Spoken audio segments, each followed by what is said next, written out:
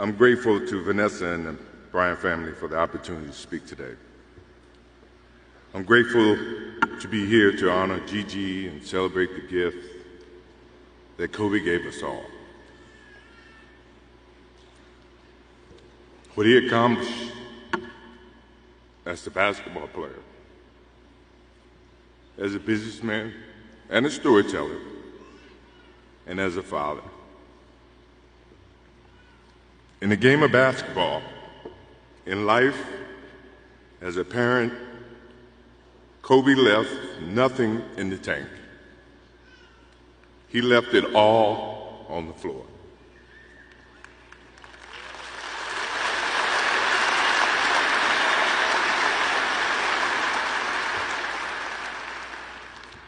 Maybe it surprised people that Kobe and I were very close friends, but we were very close friends.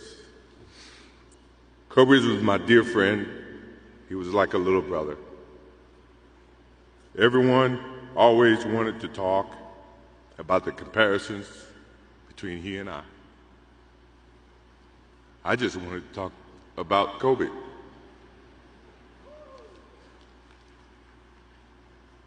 You know, all of us have brothers and sisters, little brothers, little sisters who, for whatever reason, always tend to get in your stuff,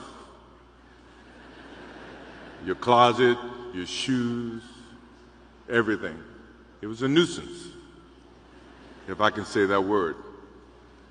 But that nuisance turned into love over a period of time, just because the admiration that they had for you as big brothers or big sisters.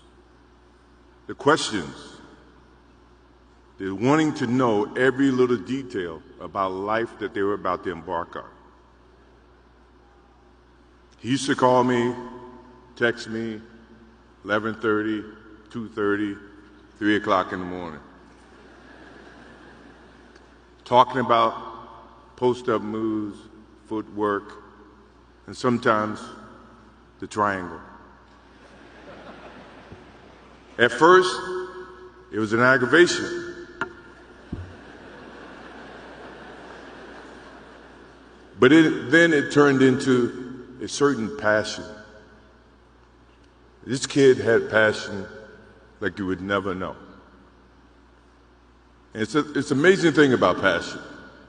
If you love something, if you have a strong passion for something, you would go to the extreme to try to understand or try to get it.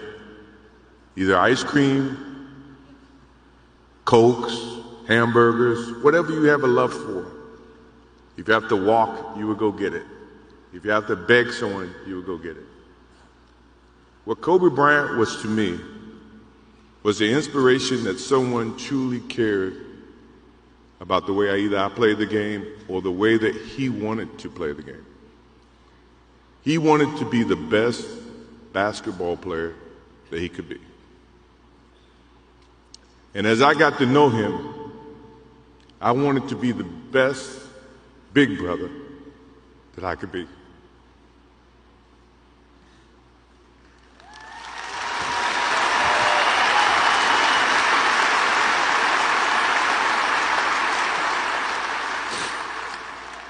To do that,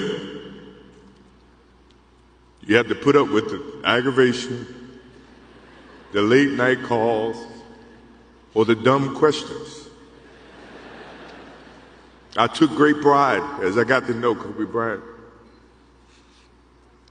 that he was just trying to be a better person, a better basketball player. We talked about business. We talked about family. We talked about everything. And he was just trying to be a better person. Now he's got me. I'll have to look at another crime meme for the next.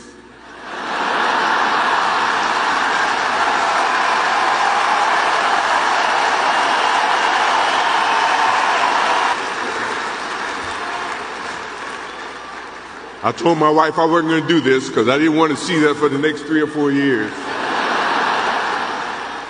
That is what Kobe Bryant does to me. I'm pretty sure Vanessa and his friends all can say the same thing. He knows how to get to you in a way that affects you personally, even though if he's being a pain in the ass. But you ever have a sense of love for him in the way that he can bring out the best in you. And he did that for me. I remember maybe a couple of months ago, he sends me a text. And he's saying, I'm trying to teach my daughter some moves. And I don't know what I was thinking or what I was working on. But what were you thinking about when you were as you were growing up, trying to work on your moves? I said, what age? He says, 12. I said, 12, I was trying to play baseball. He sends me a text back saying, laughing my ass off. And this was at 2 o'clock in the morning. But the thing about him was we could talk about anything that related to basketball, but we can talk about anything that related to life. And as we grow up in life, rarely have friends that we can have conversations like that. Well, it's even rare when you can grow up against adversaries and have conversations like that. I went and saw Phil Jackson in 1999 or maybe 2000. I don't know when Phil was here in LA. And I walk in and Kobe's sitting there. And the first thing, I'm in a suit. First thing Kobe said, did you bring your shoes? No, I wasn't thinking about playing. But his attitude to compete and play against someone he felt like he could enhance and improve his game with. To me, that's what I loved about the kid. Absolutely loved about the kid. No matter where he saw me, it was a challenge. And I admired him because his passion, you rarely see someone who's looking and trying to improve each and every day, not just in sports, but as a parent, as a husband.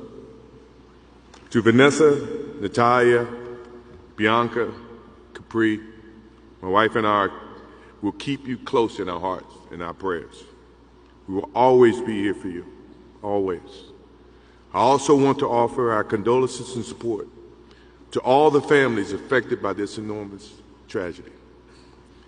Kobe gave every last ounce of himself to whatever he was doing.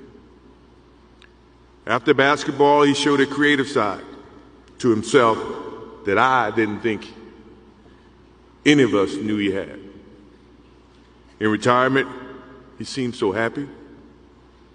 He found new passions, and he continued to give back as a coach in his community.